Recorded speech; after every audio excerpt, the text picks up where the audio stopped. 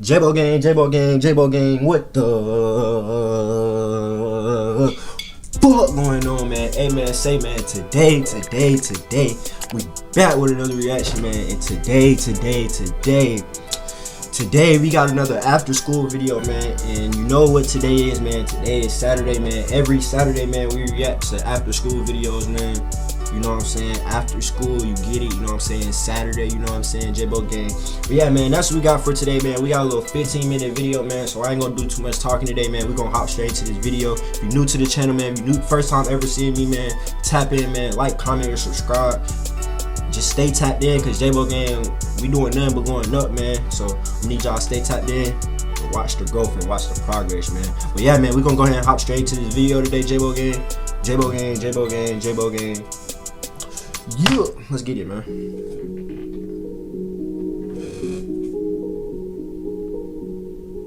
In the final lecture on the Self Under Siege, we will discuss the work of Jean Baudrillard. Oh, this title is The Hyper Real Revolution: Why Real Experiences Are Becoming Obsolete. My bad. French social theorist, Baudrillard is perhaps the most important theorist that can be characterized as postmodern. I have spent a lot of time, in fact, in a previous lecture series discussing the postmodern. I'm going to give a very brief characterization of it and then discuss Baudrillard's relationship to it. The self under siege in modernity has always presumed that there was a self to be under siege. But in the view of Baudrillard, society has reached a point at which it has literally been overcome by its technology, and the new and important issues aren't about things like the non-believer or the non-offender, but about the non-person. In the world of Baudrillard, social relations have disappeared between humans because humans... Wait, then believe, no. Okay. Have begun to disappear. In fact, Baudrillard thinks that reality itself is in the process of disappearing, the real. What Baudrillard is doing is basically to trace the symptoms and tendencies of the trajectory of the postmodern. If we were really in a postmodern society, we wouldn't still be discussing things like the self under siege or the real. They would simply have disappeared. There we would be, in a way, transparently communicating one with another, as in an earlier example when I talked about the stock market crashing due to the computer rationality. Well, if we had really reached the postmodern in its fullest sense, the way Baudrillard uses it, it would be the computers unplugging us and not the reverse. The postmodern is a blurring of the lines between human beings and machines, a blurring of the line between reality and image. It is a world, if you will, a grouping of the world in which reality is simply that which can be simulated, Xeroxed, copied.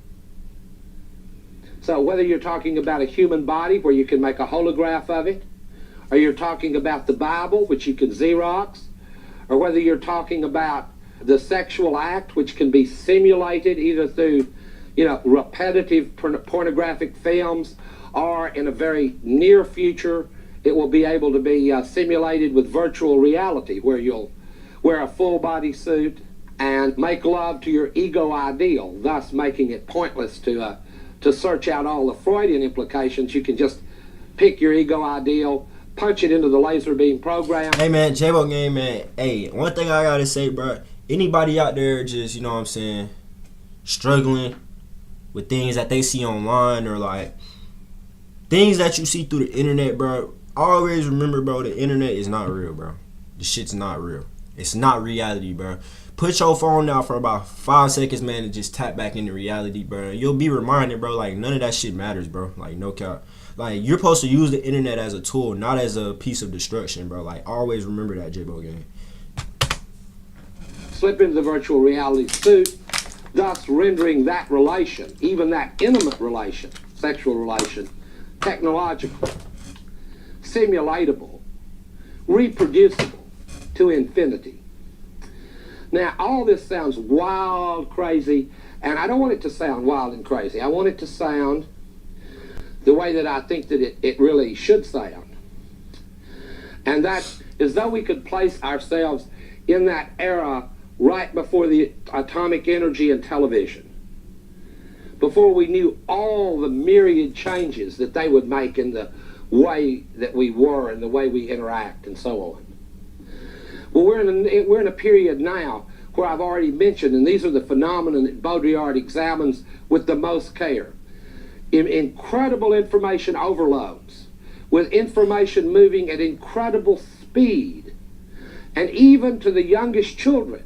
I talked about how children used to learn morality from their parents, and now I think that Super Mario Brothers, they spend much more time with Super Mario Brothers and are much more emotionally involved with Nintendo than they are with their aunts, their uncles, their mothers, and their fathers. I asked one of my children, "Why are you yelling at a machine?" when he began to bang his Nintendo. And he looked at me as though I were a being from another world.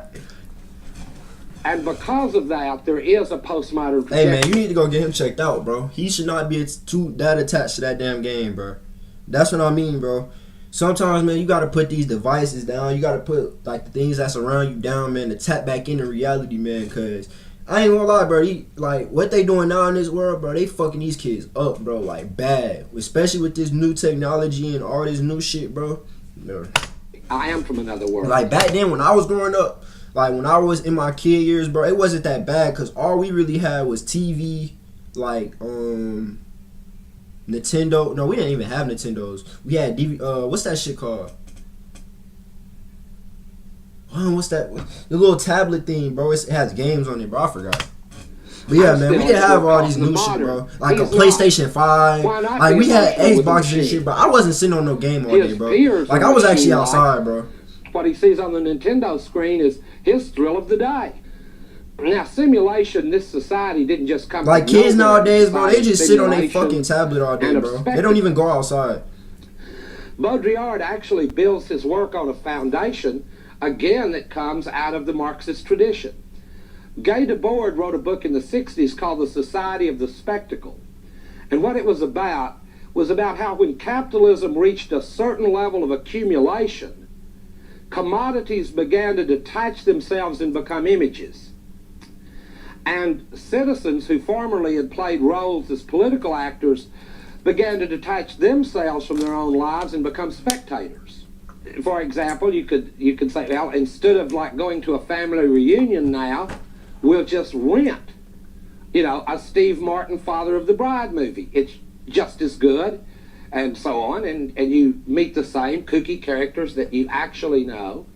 Their behavior is all simulatable. Another similar, and this is going to sound cynical, but I don't want it to. I mean, Baudrillard has visited our country, and when he went to Disneyland and Epcot Center and these various parks, he said, well, this is much better than Europe. The food's better than Europe. It's a short walk between France and Germany land. You don't have to deal with all those nasty waiters. Everyone's so polite. The simulation has outrun the so-called reality. That concept in Baudrillard he calls the hyper-real. Hyper-reality is more real than real. This is it actually sounds, if some of this sounds like advertising slogans, good, because in Baudrillard, the heritage of philosophy and social theory has passed over into advertising and television. So if it sounds superficial, good, because the world that he looks at has become superficial and banal. If it sounds hokey like a salesman's pitch, good. What the world fuck? he describes is the world of Jurassic Park, not What of the fuck Dante. is this, bro? So that is all evidence on the side of Baudrillard if you follow the argument deep enough and with enough clarity. Okay, let me explain the hyperreality. This is an important concept in Baudrillard. We've already said reality is simply that which can be simulated. Can't be simulated, not real. But more real than real is a reality, and I guess I could give you, again, I hate to use these movie examples if you haven't seen the movies, but In A Clockwork Orange, there's a great line that anticipates the postmodern when the character played by Malcolm McDowell says, "It's funny how blood isn't really blood until you video it on the screen, until you see it on the movie screen. In real life, it looks kind of brown and mucky. On the screen, it looks like more real than real blood." When I talked about how my students had no dreams, I mean, what is there left to dream? When I was a kid, I dreamed about dinosaurs. I had a little Walt Disney dinosaur book. Why would I need to dream about dinosaurs now? Steven Spielberg has made them. He's filmed them. Yeah. They're more real than real dinosaurs. They're hyper-real. You would be disappointed if you saw a real Tyrannosaurus Rex after the movie. You would be disappointed. It wouldn't be as noisy, as scary, or as frightening.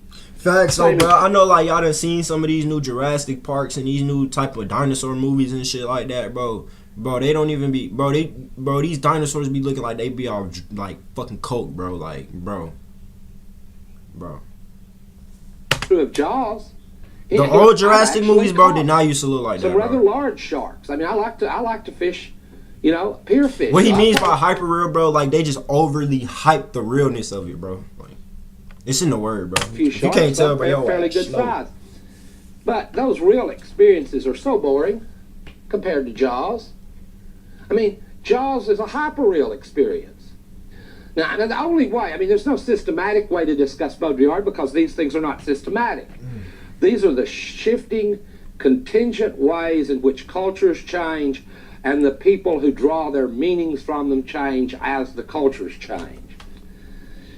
Well, one of the sensations this produces is not the sensations of existentialism like dread, despair, and those, but it produces new sensations. Ecstasy is one of them. I mean, you'd go to see Jurassic Park or an Arnold Schwarzenegger movie for the ecstasy of communication. By that I mean for the pure neural thrill. Wow, a T-Rex, oh, a raptor, and it just runs through you, raptors, T-Rex, and there's this visceral, ecstatic feel.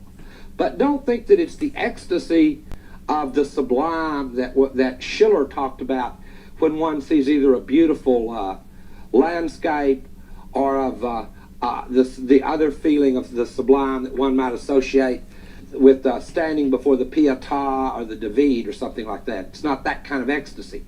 It's more visceral. It's more direct.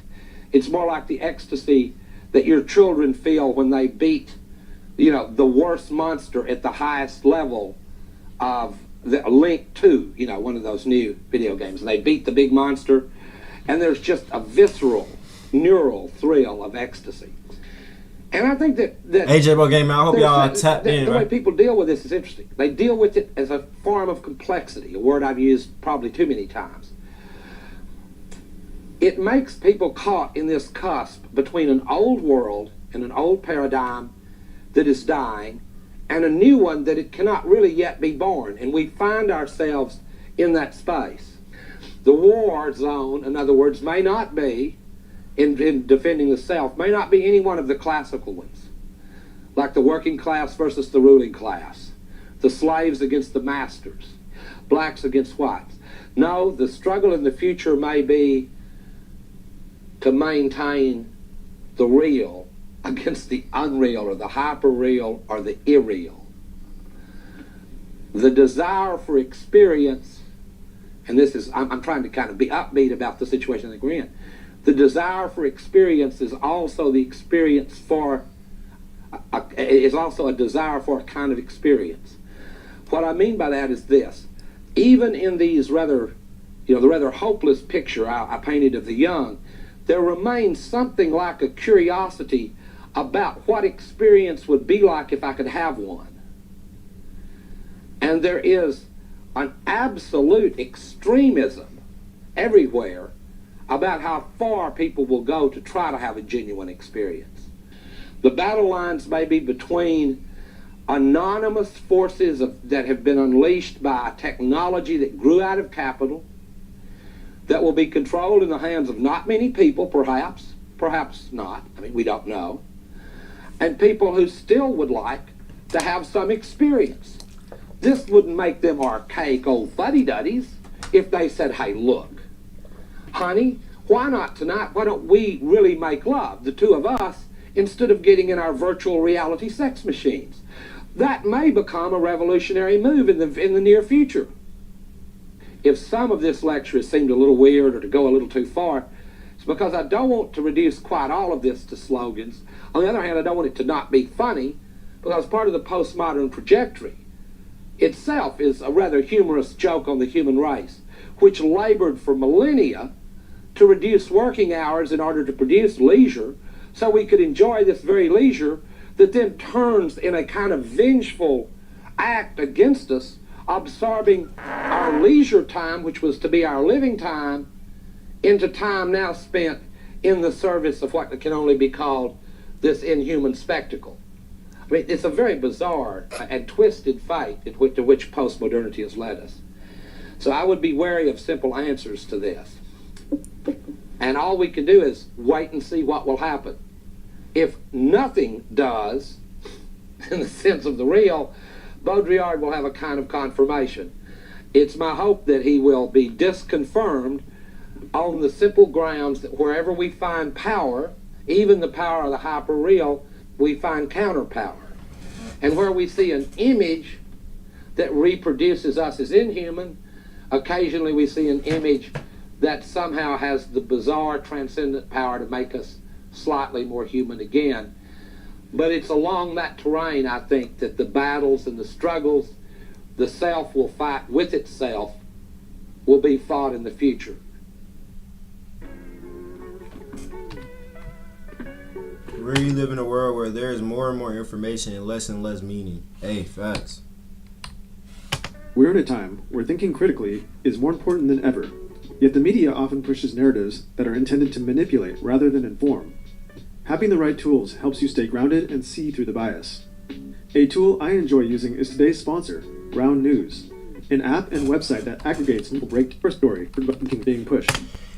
Hey man, J-Bo Gang, man, that's gonna wrap up today's video, man. Hey man, drop down whatever you learned, man, whatever was your best lesson in this video, man. Hey man, y'all need to really put them devices down, man, and I'm not gonna say put it down all the way. Of course you're gonna need your phone and whatever you're using, but bro, just focus more on what's really in front of you, man, and what's really going on in your life, not your social life, man. But hey man, that's gonna wrap up today's video, man. Hey man, if y'all want me to react to another old after school video, man, drop down in the comments, man. Let me know. I'll do that, bro. And, I'm gonna check back in with y'all in the next video, man. That's probably gonna be the only video I drop today, man. We back on another video. We'll be dropping Monday, man. So stay tuned, man. J-Bo Gang, man. I'm gonna check back in with y'all. Subscribe if you're new to the channel, man. I'm gonna check back in with y'all, man. I know I didn't say that about 5 times, but yeah. J-Bo Gang, J-Bo Gang, J-Bo Gang. You. All shit, yeah, from the wall down, yeah, okay, you in my mind, yeah, you gotta be